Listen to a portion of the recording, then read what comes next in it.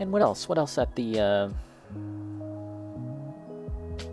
Capcom event? So Resident Evil, dinosaur dinosaur horde game, and I guess the other big one, Mega Man Network. The other big one was Street Fighter, and I think Capcom is really confident in Street Fighter. I think someone put it this way on Twitter. I saw someone put it this way. It was like every time Capcom talks about Street Fighter, it reminds me of an Olympic level athlete that just exudes the confidence that they're gonna win. Like, you know what I mean? Like, you ever just see that in like an athlete when you're watching basketball or whatever, where they just look like they know what they're doing. There's no kind of uncertainty. It just looks like they're, yeah, Michael Jordan. It's like Michael Jordan. Just have no doubts about MJ, and that's what it kind of feels like. They just feel like it just feels like Capcom. They know what they need to do. They know that there was a lot of criticism about Street Fighter V. It came out hot, and it came out kind of a hot mess.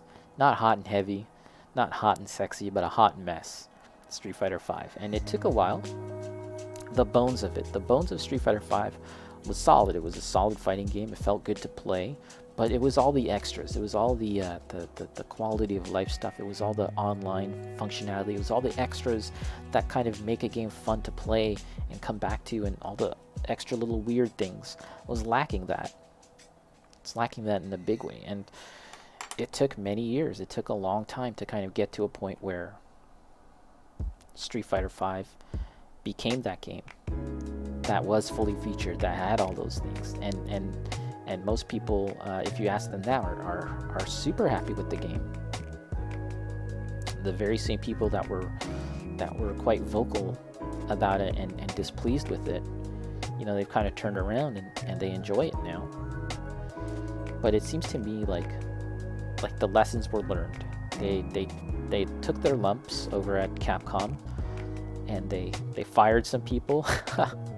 And they promoted some people, and it just looks like a game that just looks really fun. And even, you know, I had my doubts, like when the first sort of early reveals and some of the characters that we had seen, and even the character designs, I was kind of on the fence, you know. But the more I saw it, the more I was like, you know what, this could be something. This could be good. And even today, so they showed more Street Fighter stuff, and they kind of focused on the, what did they call it, the worldwide tour mode, like where you're just like, you create your own character and you walk around and you can like interact with other people. Initially I was kind of like, I don't know, I'm kind of shaky on this. I don't know if this is going to be any good. The created character looks a little goofy in comparison to the actual design characters like Chun-Li and stuff, and Ryu. But again, it was like the more I watched it, the more I was kind of like, you know what? This could be good. I think I'm down. I think I'm down for this. I think the moment where I was sold, two things. The moment where I was kind of like, okay, this is going to be good, was when they showed like your character just running around this world. Is it Metro City? I actually don't know. That would be really cool if it was Metro City. And the created character uses a spinning bird kick to traverse across a gap between two buildings and reach a new area. I was like, okay, I'm on board. This is going to be actually pretty fun. Spinning bird kick traversal. And presumably you can use other moves to do the same thing. Maybe you can like earn and level up and get like Dalzum's float or teleport and do the same thing. Or like use hurricane kick to access areas. I think about the possibilities for that. That's going to be fun. And you know, it's at the end of the day, it's probably not like, it's not going to be it's not the meat and potatoes of the game. It's simply an additional thing to the game itself, sort of. Maybe you can call it, I wouldn't call it a side content, but it is kind of like it's kind of like a framework. It's a framework that goes around the entire game. And you know what? I think so So here's the thing about Street Fighter. Here's the thing about esports. Here's the thing about fighting games in the year 2022, right? Is that there's so many other game genres that are so popular, right? And in light of that, how does fighting games, how does the FGC, or not the FGC, but how do fighting games define themselves in this new world of Fortnite, in this new world where games like that can exist and they're just massively popular? It's not that they want to achieve that same level of popularity, but how do you take a spin on that and define it in your own way? And sure enough, you watch that trailer, and there's dances. Looks like you're gonna be able to dance. You're gonna create your own character. You can make him look as weird as you could in something like Fortnite. You can put like a box on his head or a TV on his freaking head, or her head or their head, and you're gonna be able to dance. but more than that, there's this idea of having a game, and the game is actually really a kind of excuse to hang out. It's kind of there's a game that you can play, and there's a game that you can win and fight against each other, as you would in Street Fighter, as you would in Fortnite, right? But really, it's kind of about just hanging out. That's such a huge thing about Fortnite, right? And I've heard stories about how, like, like boomers and older people, people like me, that play with their younger cousins, play Fortnite, and the older person is kind of like, okay, yeah, we got some guy on the left. Oh, I got some weapons. There's some weapons over here. You can get it. Oh shit, there's some action going over on the east. Blah blah blah. Right? He's really trying to play this game. He's really trying to win. And meanwhile, the younger cousins of this guy, this journalist, it was a story that I heard a journalist tell. The younger cousins, they're just like talking. They're just talking about their day at school. They're just talking about like music, whatever teenagers these days talk about. and they barely care about the game. Like they're playing, but they're not really playing to win necessarily. They're just simply existing in this world, and it's just a place where they can hang out and talk.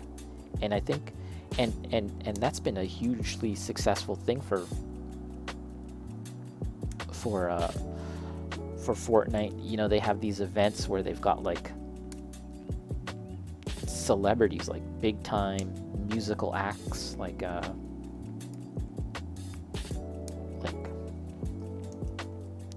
did they have Taylor Swift? No. Ariana Grande and others, Marshmello, doing like musical concerts. And there's another one coming up soon, I think. And it's really just like a social space in the way that, like, that you kind of imagined it would be for, like, that you see on TV or books like Ready Player One talk about, like, there's this social place where people talk and gather. That's basically what they do in Fortnite. And I think that and again, I don't think it's a matter of Capcom wanting to have exactly that, but this is how they're trying to define themselves in the year 2022, beyond making a competitive fighting game, because that's something that Capcom has been focusing on, and rightly so, in this modern day. Ever since Street Fighter 4, they've been developing their esports world and competition. But there's more to it than that, right? Because not everyone's going to want to be this super competitive guy. Not everyone's going to be wanting to like compete at Evo, or or even their local Ranbats or whatever. There's just people that want to play a game and hang out. And I think this is their approach to that, and it's going to be crucial. It's going to be, you can kind of dismiss it, and I was kind of dismissing it too, right? Initially, but I think it's going to be kind of important if they play their cards right, if they really develop it and turn it into something fun and special. They said in the trailer that they want this place to be something that you come back to every day, right? And they showed how there was like a bunch of clothes that you could buy um, to make your character look unique, and that in itself reminded me of Def Jam Vendetta or Fight for New York. And again, I was like, I don't know about this. I don't know if this is going to be great. I don't know if I really care about this. But once I made that connection in my head, Def Jam Vendetta, I was like, oh, actually, I think I care. I think this is actually going to be really cool. But yeah, they also showed an arcade. You could go to an arcade and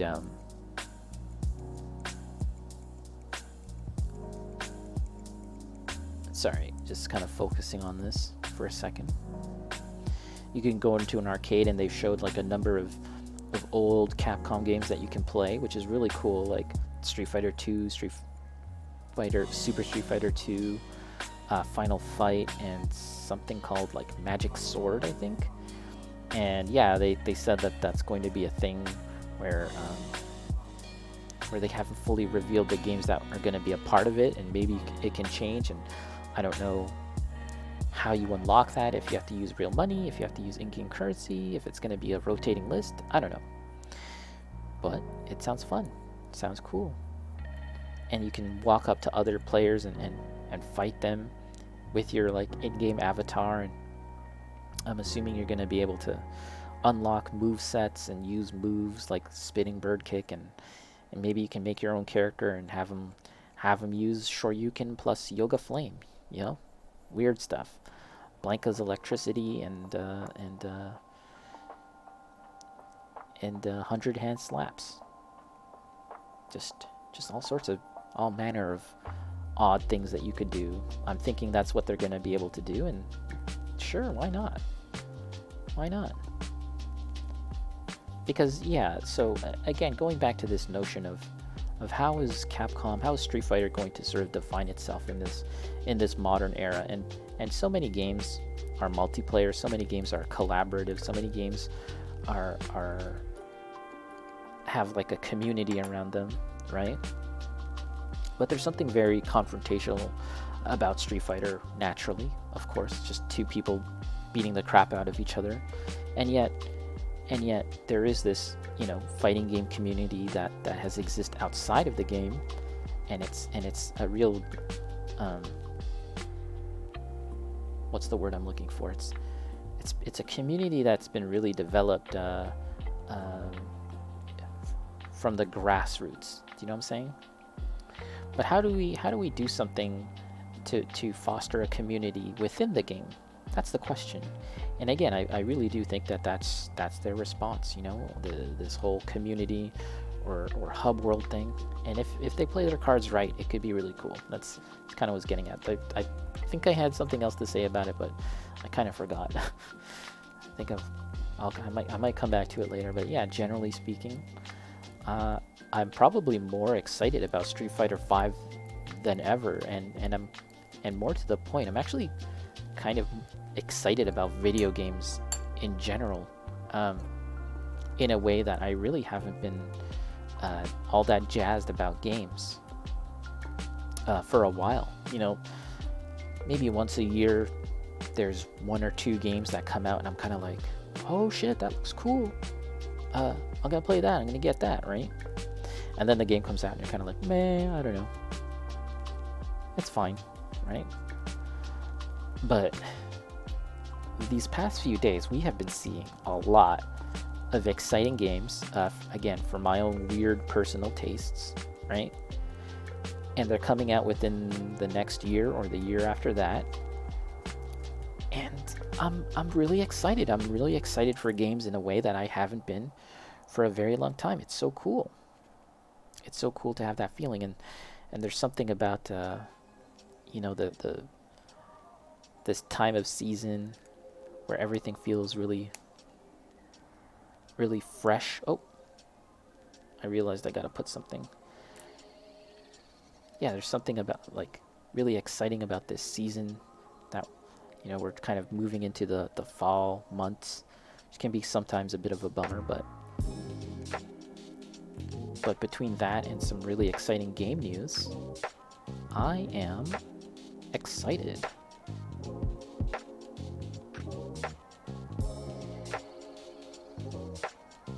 Ooh, well, I wonder if I got this wrong, but let's... There's something... Oh, you know what? Yeah, there's something here that I think I may have mistakenly done. Yeah. Okay, let's back it up, guys. The instructions are as straightforward as these instructions are. I still may have... Oh no, I don't know. Let's see. I think it might be fine, actually. Let's... Okay, I think we're okay. Well, let's put a pin in that thought, and we'll see. Okay, that's fine. There's something else that we need to add there. We'll do that. So yeah, for me, it's an exciting time to be into video games, I think. I think what it is that this generation that we are in, it's had a slow start. I think every generation has a slow start. You know how, like, there just isn't, like, a lot of really cool, exciting games that come out at the start of a generation. That just happens all the time, right?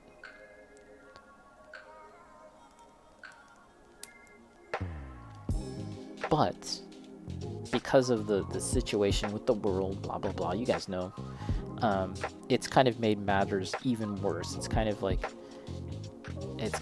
just exaggerated the situation. Is that the right word? It's kind of just exacerbated the situation and made, like, the wait for all the good games that you're all waiting for. The games that really justify the generation. Do you know what I'm saying? It's made that wait even longer, more excruciating. And again, this is a topic that's often come up in my chat, or Bacon's chat, or Night Trap's chat. But I think 2022, late 2022, obviously with the release of God of War, and earlier in the year we got Elden Ring, and then next year many other cool games, and then the year after that we've got things like Yakuza, Like a Dragon, sorry, and Rise of the Shogun, no, Rise of the Ronin. All of these games just makes it feel like finally we're kind of this generation is hitting its stride, and VR, of course. You know, when you buy a new console, you're kind of waiting, you're kind of wanting to see that next gen experience, and I think we've gotten that. I think we've seen games where you could say, yes, this was a next gen experience, but I think really within the next year or so, we're gonna just get that reinforced, this feeling like you're seeing a true next-gen experience. I think that's what we can expect. I'm very excited for that. Let's finish up this page, guys. We'll wrap up this one page, and then we'll take a break. So we're working on the arms. It's looking quite nice, and we'll keep it going. C1 6, and we're gonna get C1 7. We'll get that out too. Yeah, that just about wraps it up when it comes to the games that we've heard of and seen lately. I'm sure that there's more games to be shown over the next few days, and yeah, bring it on. Let's go. I'm excited, as I've said.